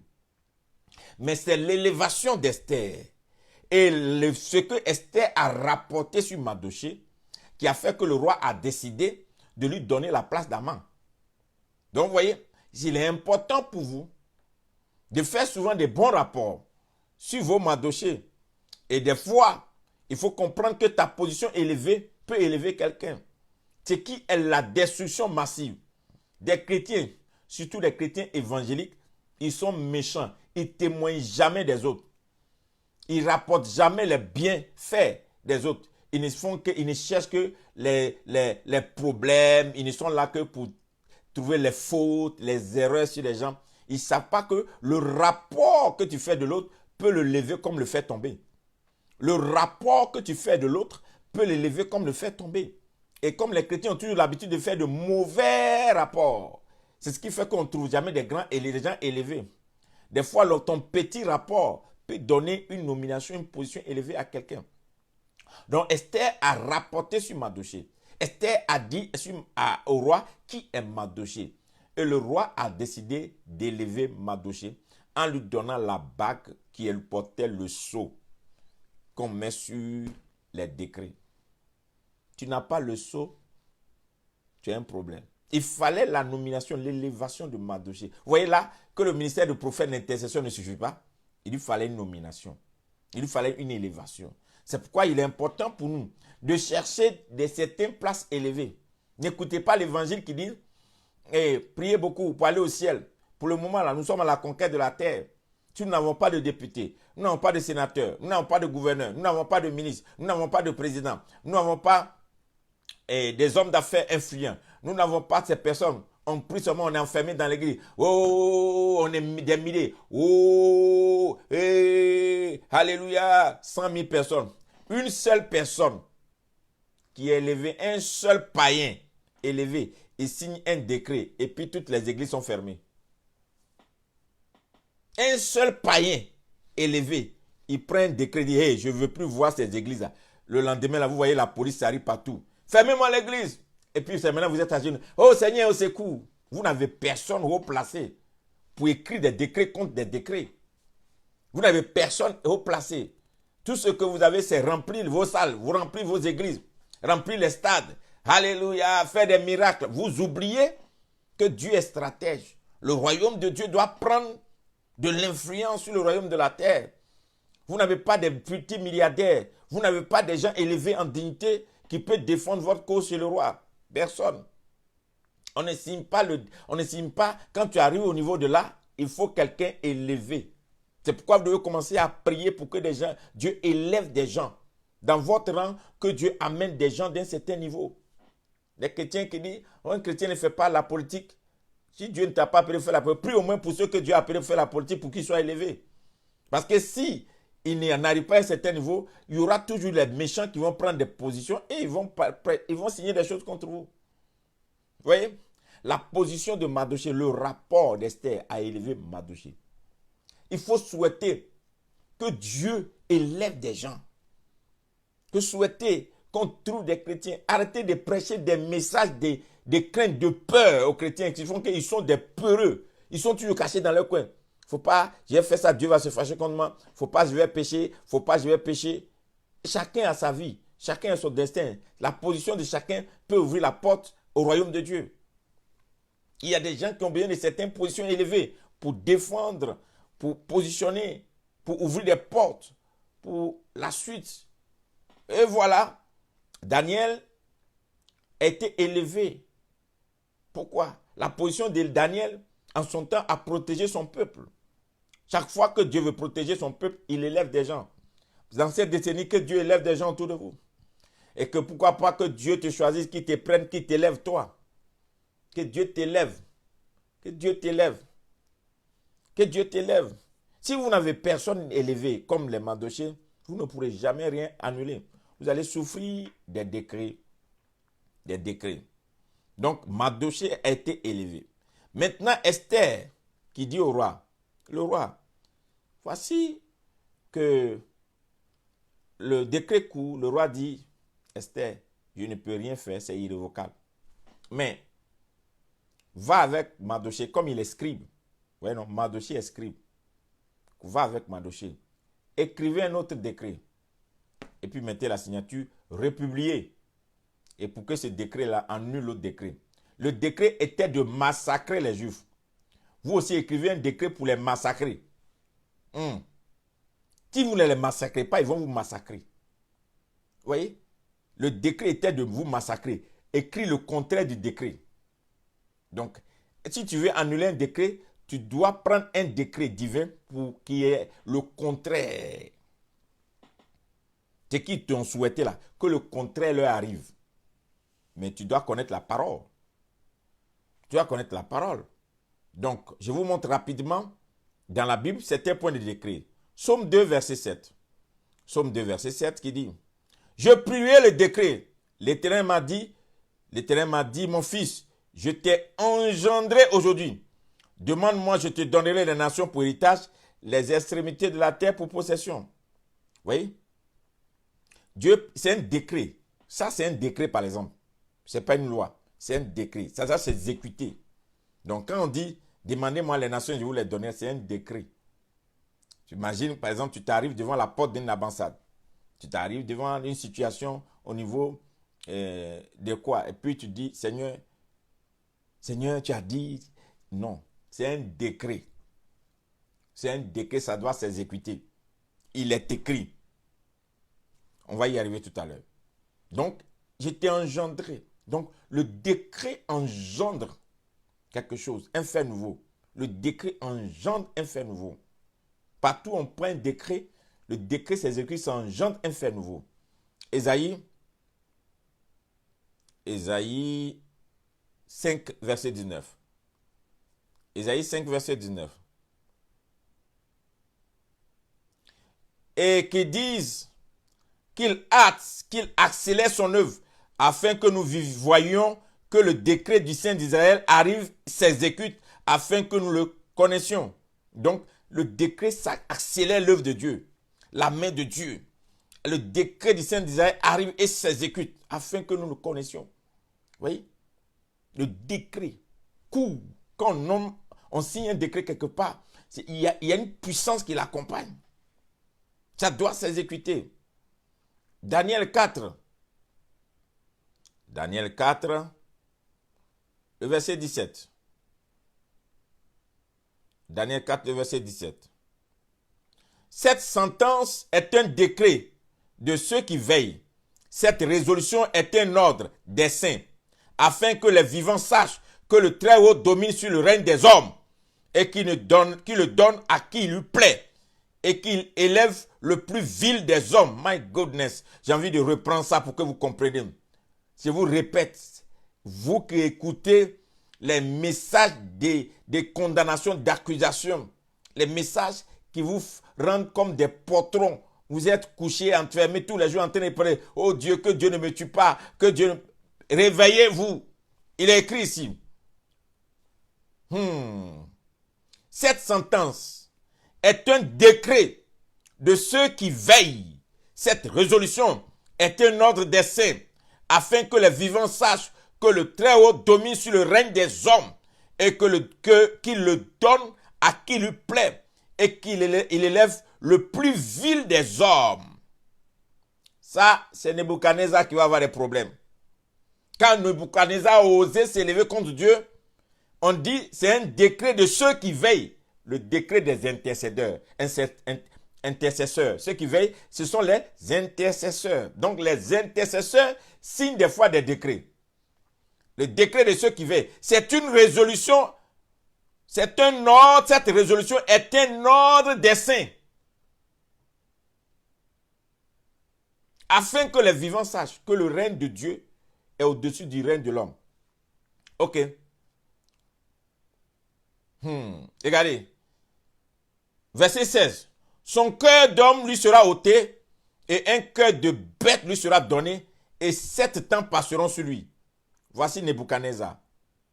Toi, Belshazar, donne en l'explication. Et c'est terrible. Ça veut dire que désormais, il va devenir un animal. C'est un décret qui a rendu ce roi-là animal pendant 7 ans. Il a brouté l'herbe. Parce qu'il a osé s'attaquer à Dieu. Il a osé prendre une position élevée. Le décret l'a frappé. Le décret frappe. C'est le décret qui conduit dans le jugement. Donc, si les gens signent des mauvais décrets contre vous, le décret va vous frapper. Vous allez vivre des choses comme le jugement. Il y a des gens, vous voyez des jolies femmes dans votre famille qui ne se marient jamais. On dirait qu'on a mis un jugement sur eux. Vous voyez des gens qui n'enfantent jamais, un jugement sur la famille. Des femmes, tu les vois alignées comme ça. 5, 7, 8 femmes. Elles sont belles, elles ont tout. Des fois, elles ont marié tout. Enfant, rien. C'est qu'on a mis un décret. Tu fais un enfant, tu ne peux plus faire l'autre. Parce que quelqu'un est passé par là, ou bien quelqu'un est passé par là, a laissé un décret sur toi, et puis tu transportes à partir de là. C'est comme une plaque que tu as sur ton dos. Vous oubliez qu'un décret est comme une plaque sur ton dos qui dit celle-là, elle est condamnée à la stérilité. Celle-là, elle est condamnée à la pauvreté. Celui-là est condamné à l'échec. Celui-là est condamné à la maladie. Celui-là est condamné à temps. Celui-là est condamné à temps. Donc, quand tu te promènes, tu parais que tu es habillé, mais tu oublies que sur ton dos spirituellement, il y a une plaque qui est là, comme un décret. Et les démons voient ça. Selon ça, les démons t'approchent ou bien les anges t'approchent. Donc, quand on voit le décret d'échec, décret de malédiction, de pauvreté, décret de stérilité, les démons de la stérilité t'avancent. Si tu as décret de célibat, les démons du célibat. Donc, c'est le décret du célibat qui fait que les hommes qui t'approchent là, il n'y a jamais mariage. Ça attire seulement les problèmes vers toi parce que tu as un décret de célibat. Si tu as un décret de divorce, tu vas voir. Si tu n'as pas annulé le décret de divorce, tu vas toujours te marier. Mais toi-même, quand tu te promets là, les démons vont t'envahir. Toi-même, tu vas gâter ton foyer, créer des problèmes jusqu'à un matin. C'est parti. C'est pourquoi les gens qui ne fouillent pas bien les Écritures, ils pensent que comportement, caractère. Je viens de le suivre enseigner. Père, si quelqu'un est maudit, il y a décret sur la personne pour dire que tu ne vivras pas le mariage. Quelque chose, ta beauté, tes bons gestes, tu vas finir par subir parce que c'est un décret contre toi. Il y a des gens qui ne savent pas qu'il y a un décret qui a été pris pour dire la pauvreté accrue. Donc, quand le décret de pauvreté est chez toi, un bon monsieur a pitié de toi, une bonne femme a pitié de toi, et puis elle te prend pour dire, bon, je vais t'aider. Dès que la personne rentre dans ta vie, tout cesse dans ta vie. Parce qu'il y a un décret de pauvreté sur la personne, tu aides cette personne, ton affaire tombe. Tu rentres dans la vie de cette personne, tu as tous les problèmes parce que le décret est sur la personne. C'est un décret de massacrer tout, détruire tout. C'est important de le savoir. C'est un décret. Qu'est-ce qu'un décret? On va y arriver tout à l'heure. Donc, il faut comprendre, on ne joue pas avec les décrets. Le décret a pour rôle de s'exécuter. Ça doit s'exécuter. Et il y a des choses qui s'exécutent contre toi, que tu ne comprends pas. Et tu te poses des questions. Partagez-moi la vidéo, s'il vous plaît. Le décret est là, tu ne comprends pas ce qui t'arrive. Tu vas à l'hôpital, on met machine, on fouille dans ton ventre, il n'y a rien. Tout est propre. Mais tu ne comprends pas pourquoi l'enfant ne vient pas. Il y a un décret qui parle contre toi. Il y a un décret. Et si ce décret n'est pas annulé, tu ne pourras pas t'en sortir. Daniel 4, le verset 24. Daniel 4, le verset 24. Il dit quoi? Voici l'explication au roi. Le décret du Très-Haut qui s'accomplira sur mon Seigneur le roi. Là, c'est le décret de Dieu qui se marche contre un roi. On te chassera du milieu des hommes. Tu auras ta mesure avec les bêtes des champs. Et l'on te donnera comme au bœuf de l'herbe à manger. Tu seras trempé de la rosée du ciel. Et 7 temps passeront sur toi jusqu'à ce que tu saches que le Très-Haut domine sur le règne des hommes et qu'il le donne à qui le plaît. Voilà. Le décret est tombé sur le roi. Le décret peut frapper n'importe qui, quelle que soit ta position élevée. Si un décret supérieur vient sur toi, tu commences à subir la sentence. Donc si ça frappe un roi, toi tu n'es même pas roi. Donc imagine, si un homme supérieur, manipulateur, méchant, qui connaît le monde des pratiques, ordonne des décrets contre toi, tu es là, tu te promènes comme ça, puis tu ne comprends pas. Les choses t'arrivent, tu accuses les hommes, les individus, alors que c'est un problème qui est chez toi. C'est pourquoi ceux qui n'aiment pas la délivrance, ils souffrent. Au lieu de toujours regarder les gens comme les souffres, ta souffrance, de regarder les autres comme les accusés pour dire que c'est à cause de toi que je souffre, c'est à cause de ça, ça ne va pas chez moi. Il faut fouiller chez toi. Il faut interroger. Pose des questions. Quel est le décret qui a été pris contre toi? Qu'est-ce qui a été dit? C'est quel gouvernement? C'est quelle association des méchants qui sont réunis quelque part, qui ont pris un décret contre toi? Alléluia. Sophonie 2. Sophonie 2. Je suis en train de finir. Sophonie 2. Verset 1 à 3. Rentrez en vous-même, examinez-vous, nation sans pudeur, avant que le décret s'exécute et que ce jour passe comme la balle, avant que la colère ardente de l'Éternel fonde sur vous, avant que le jour de la colère de l'Éternel fonde sur vous. Cherchez l'Éternel, vous tous, humbles du pays, et qui pratiquez ces ordonnances, recherchez la justice, l'humilité, peut-être serez-vous épargnés au jour de la colère de l'Éternel. Vous voyez? Quand il y a un décret, il faut sonder. Allez en vous-même. Examinez-vous. Quand quelque chose ne va pas dans ta vie, examine-toi pour savoir est-ce que ce n'est pas un décret qui travaille contre moi. Il faut t'examiner. Il ne faut pas accuser seulement les gens. Si tu ne t'examines pas, ça va finir par arriver. Hein?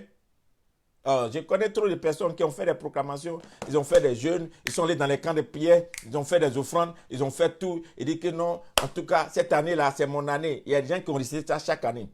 L'année de mon année, cette année, c'est mon année. Pourtant, quand tu as fini de chanter, là, c'est cette année-là qui est ta misère même.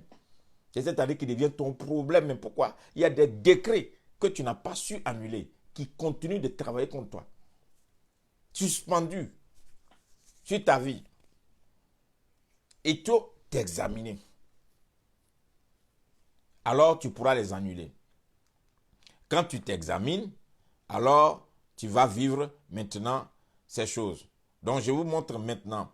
Donc qu'est-ce qu'on appelle le décret? Je vous montre la puissance du décret. Un décret comme un décret. Un roi a pris un décret.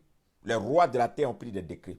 Les mystiques ont pris des décrets. Les sorciers ont pris des décrets. Ils ne peuvent pas avoir des décrets sans gouvernement. Donc un décret, c'est des gens qui se réunissent et puis décident. Voici ce qui va arriver à temps. C'est ça. Donc des associations, un groupuscule de personnes, ils se mettent ensemble et puis disent, bon, pour cette famille-là, on donne ça. Pour les enfants de ce monsieur-là, voici ce qui va leur arriver. Pour les enfants de cette femme-là, voici ce qui va leur arriver. Pour la génération-là, voici ce qui va les atteindre. Et puis, ils signent ça. Ils font des libations. Ils font des sacrifices. Ils donnent des choses. Et puis, ils s'en vont. Les rois de la terre qui se liguent avec les princes des airs. Et puis, toi, tu es là, tu subis. Comment annuler le décret? Si nous allons dans la parole de Dieu, la Bible dit, la Bible dit que la parole de Dieu est une épée à double tranchant. Donc la parole est une épée. Regardez un décret qui a été donné contre Isaac et Jacob et Ésaü. Isaac bénit son fils Jacob à la place d'Ésaü. Ésaü vient pleurer pour chercher la bénédiction. Il dit, son père, tu n'as rien pour moi. Il dit, j'ai tout donné. Il dit, au moins quelque chose. Le père dit à Ésaü, voici, j'ai tout donné, mais si tu luttes ça et là, par ton épée, si tu luttes ça et là, par ton épée, tu réussiras à briser le joug de ton frère sur ton cou. Alors que nous savons que la domination, c'est sur le cou. Quand on dit le joug, c'est la domination. Donc il dit à Ésaü, je lui ai donné, mais si tu sais manipuler ton épée, tu réussiras à briser le joug. Donc la prière du patriarche disait que les enfants d'Ésaü devaient se mettre à genoux 7 fois devant Jacob. C'est ce que la prière, la bénédiction qu'on a donnée à Jacob, c'était ça. Jacob s'en va de son côté. Il va chez Laban. Il souffre. Pour lui, il a pris la bénédiction, il est parti. Mais il a oublié que son frère a reçu une parole qui dit, en agitant l'épée, tu réussiras à briser le joug. L'épée, c'est la parole. Donc, quand Jacob revenait à la rencontre de son frère, la Bible dit que lui a été rapporté que son frère Ésaü a construit toute une ville et il a toute une armée. Jacob va faire 2 camps et Jacob va faire des cadeaux pour aller demander pardon à Ésaü. Mais la Bible dit, pour aller rencontrer Ésaü, Jacob a mis à genoux tous ses enfants jusqu'à Joseph. Et ses enfants ont fléchi genoux 7 fois devant Ésaü avant de rencontrer Ésaü. Il a renversé la malédiction qui disait que c'était les enfants d'Ésaü qui allaient se mettre à genoux devant Jacob. Au contraire, c'est les enfants de Jacob qui se sont mis à genoux devant les enfants d'Ésaü, des frères d'Ésaü. Et la Bible dit, quand Ésaü a vu son frère, il est venu l'embrasser par le cou. Il a brisé le genou. Pourquoi? En manipulant l'épée, il a conçu une ville. Il a eu une armée. Et son frère s'est mis à genoux. Pourtant, le père avait pris la bénédiction. Ça, cette révélation, je l'avais eue concernant la prophétie sur l'Afrique. Vous voyez que vous ne savez pas que la parole est une puissance. Le décret qui nous a été donné pour annuler les faux décrets, c'est les Écritures, la parole. Quand Jésus était en face de Satan et que Satan l'a tenté dans le désert, il a dit, il est écrit. Il est écrit. Il n'a pas envoyé une nouvelle parole. Ce qui est écrit, c'est ce qu'il lui a présenté. Il est écrit. C'est un décret. Il est écrit. Avec il est écrit, il a vaincu Satan. Quand Jésus a été crucifié, puisque les Juifs ont refusé d'accepter Jésus comme roi des Juifs. Quand Jésus a été crucifié, la Bible dit que sur la croix de Jésus, Pilate a écrit quelque chose. Voici le roi des Juifs. Ils sont allés le voir pour dire, Pilate, il faut enlever. Parce que c'est à cause de ça même on l'a crucifié. Et malheureusement pour eux, la Bible dit que Pilate a écrit ça en hébreu, il a écrit en grec et il a pris en araméen. Donc tous ceux qui passaient là, selon toutes les langues, vous comprenez que c'est le roi des Juifs. Pourtant, c'est à cause de ça là qu'ils l'ont crucifié. Et Pilate lui a dit quelque chose. Je ne vais pas enlever. Ce qui est écrit est écrit. C'est un décret. Ça va courir. C'est ce qui court jusqu'à aujourd'hui. Jésus, le roi des Juifs. Quand vous allez en Israël, c'est à cause de Jésus que des millions de personnes s'en vont en Israël. C'est à cause de Jésus. Il n'est pas devenu leur roi. C'est à cause de Jésus que des nations soutiennent Israël. Il n'est pas devenu leur roi. C'est un décret qu'il ne voulait pas. Ça a été signé. Donc, si vous n'avez pas la connaissance de la parole, pour puiser dans la parole, il y a des décrets dans la parole. Mais c'est codé. C'est codé. C'est pourquoi le monde du prophétique n'a rien à voir avec le monde de l'enseignement terre à terre comme ça. Le prophétique vous ouvre les sceaux. L'enseignement vous raconte les faits. On t'enseigne, on te raconte des faits. Oui, tu es informé par l'enseignement. Mais le prophétique t'ouvre les sceaux, il t'ouvre des portes. C'est comme si on te prend d'un monde pour entrer dans un autre monde. Et donc, quand tu n'as pas les armes, tu ne peux pas désarmer le diable. Et tu as besoin d'être enseigné dans certains domaines prophétiques pour comprendre que ça là, je ne peux pas l'annuler si je n'ai pas un décret. Mardochée a écrit un autre décret et le décret a massacré. C'est le décret qui a travaillé. Et Dieu a écrit aussi pour nous des décrets. Jésus a été élevé afin que nous ayons des décrets. Et c'est par ces décrets-là qu'on va annuler certaines malédictions. Et il y a des gens qui ne savent pas qu'il y a des paroles que tu lis là. Ce n'est pas chose, c'est des décrets. C'est des décrets. Il y a des gens qui disent, planifie, je vais la voir. Tu vas t'avoir, ouais. Si tu ne sais pas qui tu as fait, c'est là que tu parles. Décret. Décret contre décret. Le décret qui vient du ciel est supérieur au décret qui vient de la terre. Toi, tu me parles des choses de la terre. Moi, je te parle des choses du ciel. Ton armée qui vient du ciel est supérieure à l'armée de la terre. Tu dors la nuit là. Tu sais comment tu vas te réveiller? Tu es en train de te courir là. Tu sais, tu ronfles un temps puis tu tombes. Ça, c'est le décret du ciel. Tu es arrêté là, tu bavardes, cries, là. En même temps, tu deviens un animal. Décret du ciel. Mais toi, c'est que tu es allé parler à la terre, tu es allé parler au soleil. Pour que toi, tu puisses attaquer un élément du ciel, tu dois aller prendre l'eau, tu vas prendre le sel, tu vas prendre la terre, tu vas prendre la forêt, tu vas prendre les choses comme ça, les éléments de la terre. Aucun élément de la terre ne peut gouverner un élément du ciel. Le temps que tu parles là, tu es frappé.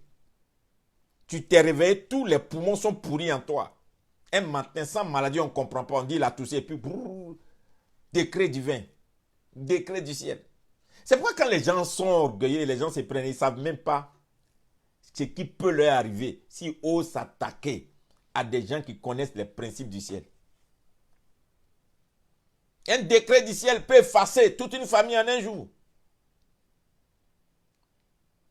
J'ai appris comme ça qu'il y a un pasteur un jour qui s'est élevé contre un de ses pères, un aîné dans la foi. Il a prêché publiquement contre le pasteur. Ah bon? Ok. Le lendemain, là, sa femme, ses enfants prenaient taxi pour partir. Ils sont morts. Il a fait tuer ses enfants sans s'en rendre compte. Parce qu'il a osé parler contre une entité spirituelle. Quelqu'un que Dieu a mis à quelqu'un niveau comme ça, toi. Son seulement la tentée. Donc, il y a des décrets. Il y a des codes. La Bible, c'est codé. Tout le monde ne peut pas décoder. Et si Dieu met devant vous des gens qui peuvent vous aider à décoder, là, allez-y avec humilité. Il faut partir, il faut dire, mon frère, homme de Dieu, femme de Dieu, toi à qui Dieu a donné ça là, tu veux comprendre comment je peux faire ça. Tu ne peux pas tout avoir. Tu ne peux pas tout avoir. Les gens veulent tout avoir. Toi, tu es intelligent, tu as eu ça, tu as eu des diplômes. Mais l'autre là, Dieu lui a donné esprit. Tu veux prendre ça là aussi pour ajouter dans ton diplôme. Donc toi, tu dois tout avoir. Non, hein? Dieu ne te donnera pas tout. Tu as besoin de quelque chose, il y a un qui a ça aussi. Ou toi, tu es fort là, tu es fort là-bas. L'autre aussi est fort dans autre chose. Si tu refuses de collaborer, c'est que tu n'auras pas. On ne va pas te décoder les choses. Tu vas courir comme ça. Donc, comme les choses ne sont pas décodées, les gens ne savent pas qu'on peut décréter une saison. On ne sait pas qu'on peut décréter un temps nouveau. On peut décréter un changement. Les gens pensent que c'est les élections qui font les rois. C'est les décrets qui font les rois. Les gens se mettent quelque part et disent, désormais c'est nous qui prenons le trône. Et puis ils prennent le trône. Désormais c'est nous. Et puis ils prennent. Vous voyez qu'à la suite des choses, ça leur revient. Parce qu'ils savent manipuler les choses du monde spirituel. Prendre des décrets. Et puis ils ont les choses. Vous êtes là, vous êtes les enfants de Dieu, vous lisez votre Bible, vous vous promenez. Vous êtes là. Que Dieu nous aide. Donc, le décret est la parole. Mais la parole n'est pas le verset. La parole, c'est Christ. À tous ceux qui ont reçu la parole a donné le pouvoir de devenir. Quand vous lisez bien. À tous ceux qui ont reçu la parole a donné le pouvoir de devenir. Donc, c'est quelle parole qui te donne le pouvoir de devenir? Donc, c'est le décret qui te donne le pouvoir d'exécuter la volonté de Dieu. La parole te donne un pouvoir. La parole te donne un droit. D'autres versions disent, la parole a donné le droit de. C'est la parole. C'est le décret qui a été pris. C'est ce décret qui te donne le pouvoir. Donc, je vous montre des versets pour que vous compreniez le décret. Ézéchiel 24, verset 14. Ézéchiel 24, verset 14. Moi, l'Éternel, j'ai parlé. Alléluia. Voilà les décrets. Moi, l'Éternel, Ézéchiel 24, verset 14. Moi, l'Éternel, j'ai parlé. Cela arrivera. Et je l'exécuterai. Je ne reculerai pas. Et je n'aurai ni pitié ni repentir. On te jugera selon ta conduite, selon tes actions, dit le Seigneur l'Éternel. Voici un décret. Voici un décret. Moi, l'Éternel, j'ai parlé. Cela arrivera. Et je l'exécuterai. Je ne reculerai pas. Et je n'aurai ni pitié ni repentir. On te jugera selon ta conduite, selon tes actions, dit le Seigneur l'Éternel. Un décret irrévocable. Ça va s'appliquer. Lisons Ésaïe. Ésaïe 46.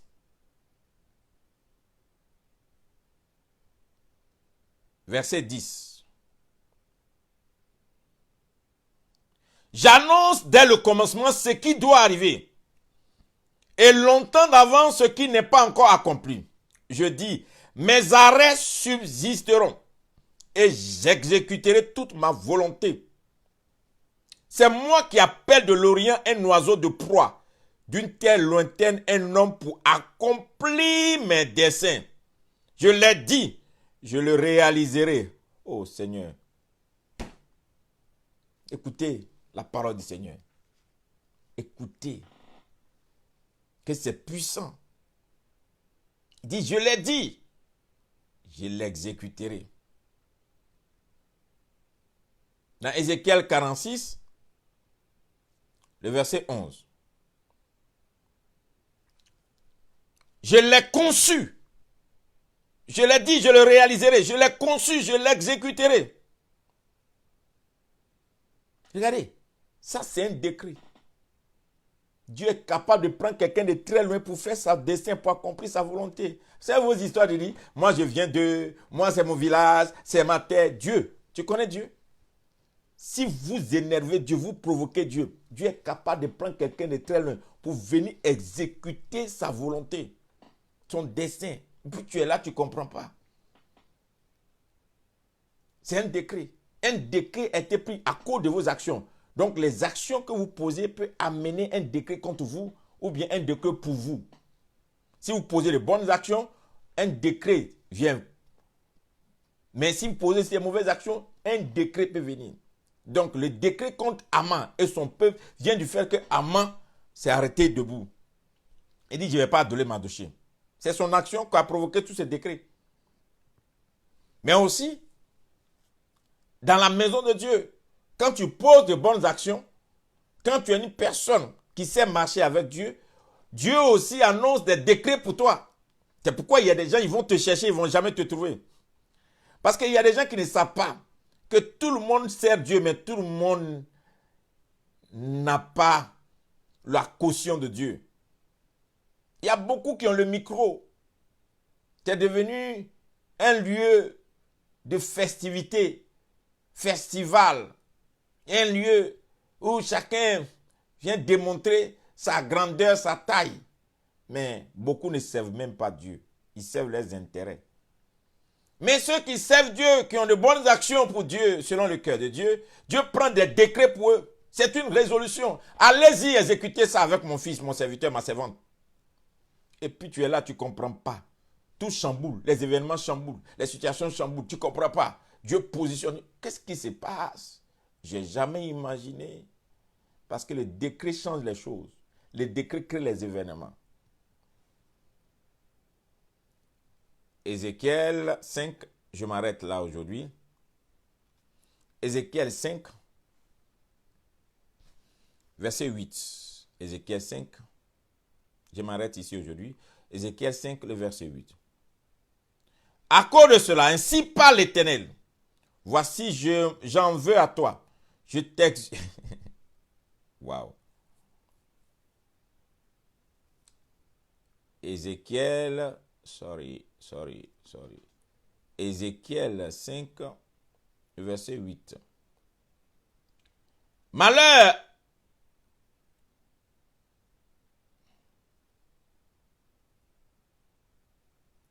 Ézéchiel, c'est pas Esaïe, c'est Ézéchiel 5. Sorry. Ézéchiel 5, verset 8. J'ai trouvé. À cause de cela, ainsi parle l'Éternel.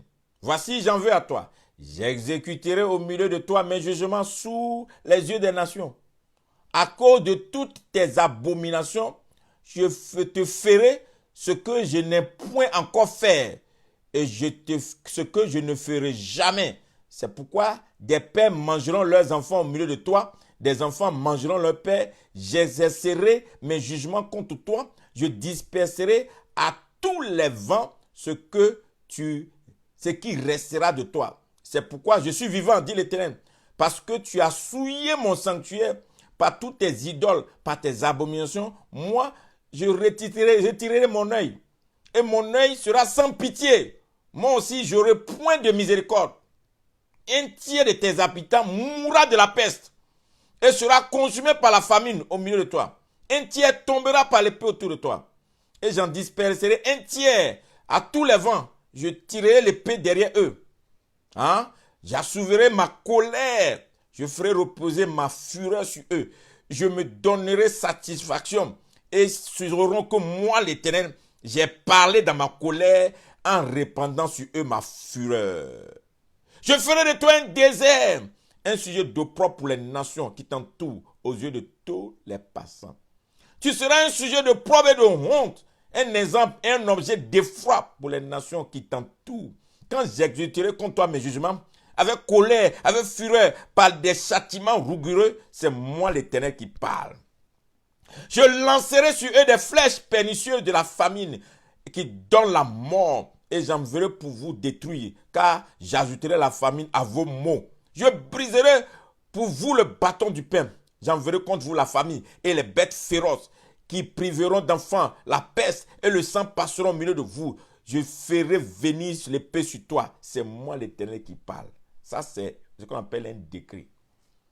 Vous qui parlez, oui, est-ce que Dieu, c'est quel Dieu qui peut tuer ses enfants? C'est quel Dieu qui peut détruire ses enfants? Quand les gens font des abominations autour de vous, les gens font des pratiques bizarres, comment les gens, vous ne voulez pas que Dieu frappe la terre? C'est arrivé jusqu'à ce que les gens font des sacrifices humains aux yeux de tout le monde, ça ne dit rien à quelqu'un. Vous prenez les gens, vous voulez faire les corps, vous faites des sacrifices humains, vous voulez que Dieu vous laisse quoi? Comme ça, Dieu va vous regarder pour vous applaudir, pour dire un jour, je vais vous juger. Il va vous juger sur la terre. Il prend des décrets contre les nations. Il prend des décrets contre tous ceux qui sont dans les abominations. Il va les frapper. Et vous les regardez. Vous voyez, qu'est-ce qui se passe? Dieu frappe. Vous cherchez guérison. Quand Dieu frappe, qui va vous guérir? Aucun pasteur ne va prier, va avoir miracle. Ce n'est pas Dieu qui les a. Hein? Il n'y aura rien de miracle ici. Jusqu'à ce que vous compreniez qu'il y a des choses qu'il ne faut pas faire. Il ne faut pas arriver, et il y a des endroits, il faut s'arrêter. Il y a des limites en tout. Vous vous comportez comme si Dieu n'existe pas. C'est comme si la terre, là, c'est vous qui avez créé. Toi, tu es né, tu as trouvé la terre. Tu fais comme si c'est toi qui as créé la terre. La mer, c'est toi. Le vent, l'air, tout ce que tu respires, c'est toi. Par tes intelligences, tes sciences, tout ça là. Et puis tu te dis que non, il n'y a pas Dieu. D'accord? Comme il n'y a pas Dieu, il va prendre des décrets pour te montrer qu'il y a Dieu. C'est pourquoi comprenez une chose. Une fois que des gens posent de mauvaises actions, les décrets s'élèvent. C'est pourquoi les enfants de Dieu, qui sont dans la volonté de Dieu, qui savent qu'ils sont dans la volonté de Dieu, ils doivent utiliser les décrets de Dieu contre les méchants. Seul le décret divin peut annuler les faux décrets. Que le Seigneur vous aide. Que sa grâce vienne sur nous tous. Demain, on va terminer avec le chapitre d'Esther de Mardochée en parlant maintenant de ceux qui ont réussi à faire des décrets, des lois qui vont rester de génération en génération. Comment faire en sorte que de toi sorte certainement une loi qui sera respectée de génération en génération, même quand tu n'es pas là, à cause de ta marche avec Dieu. Ils ont réussi à transformer un décret en loi perpétuelle qui sera transmis de génération en génération. Ils ont institué quelque chose à cause de leur exploit avec Dieu. Aujourd'hui, il n'y a pas de point de prière. Demain, je vous donnerai les points de prière. Que la grâce du Seigneur soit avec vous. Levez-vous dans la prière. Cherchez Dieu et annulez les faux décrets qui parlent contre vous, votre génération, votre famille, votre histoire. Chassez les ténèbres partout où elles sont. Installez la lumière de Dieu. Shalom. Bonne journée à vous. Nous nous retrouvons demain. N'oubliez pas, notre évangélisation, c'est de partager, de bénir des gens avec, même si ce soit des païens, des gens autour de nous, des gens qui ne connaissent pas l'évangile, une manière aussi de les faire écouter ce que nous avons en Jésus-Christ. Paix et bonne semaine.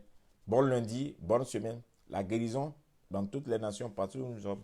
Que la main du Seigneur nous couvre. Que le sang de Christ nous garde. Bye bye.